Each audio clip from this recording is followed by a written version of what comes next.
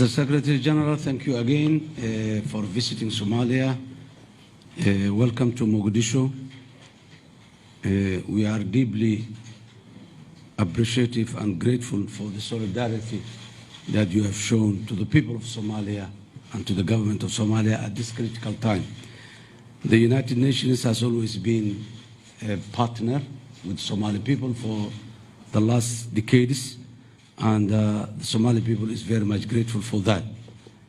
The visit of the Secretary General with his huge tasks and tight schedules is not easy, and on this great occasion of the Ramadan as well, the solidarity that you've shown to the Somali people is highly appreciated.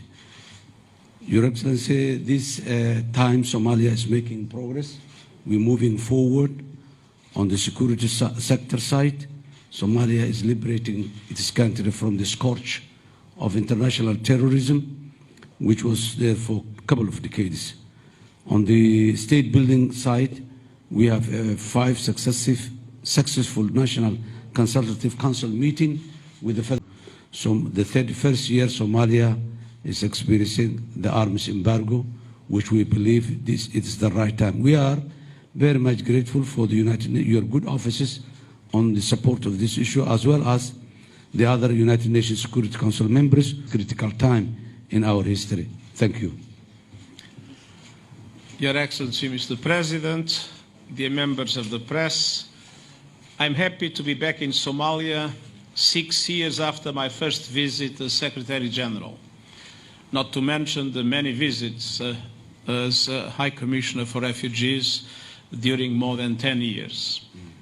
And I want to thank President Hussein Sheikh Mohamud and the government for the warm welcome I enjoyed. This is, above all, a visit of solidarity. Every year, during the holy months of Ramadan, I have the honor of visiting a Muslim country.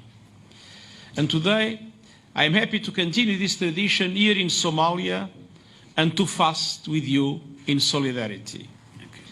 And I wish to thank everyone for allowing me to join in this special time, and I look forward to later sharing an iftar invited by His Excellency the President with a group of distinguished guests. The President and I discussed the government's valuable efforts to tackle terrorism and advance peace and security for everyone.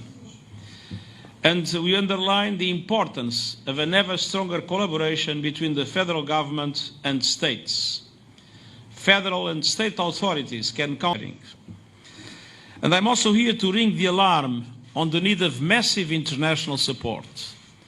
Massive international support because of the humanitarian difficulties the country is facing, massive humanitarian support in relation to the build-up of a security capacity in Somalia, and massive humanitarian support in stabilization and development of the country. Somalia is experiencing its worst series of 5 years of drought in recorded history, and I hope that the rain that is coming will persist and will help address the very challenging situation that was created in the country by droughts. And although Somalis make virtually no contribution to climate change, as a matter of fact, Somalia contributes with 0.003% to the emissions that cause climate change. Although Somalia make virtually no contribution to climate change, the Somalis are among the greatest victims. Nearly 5 million people are experiencing high levels of acute food insecurity.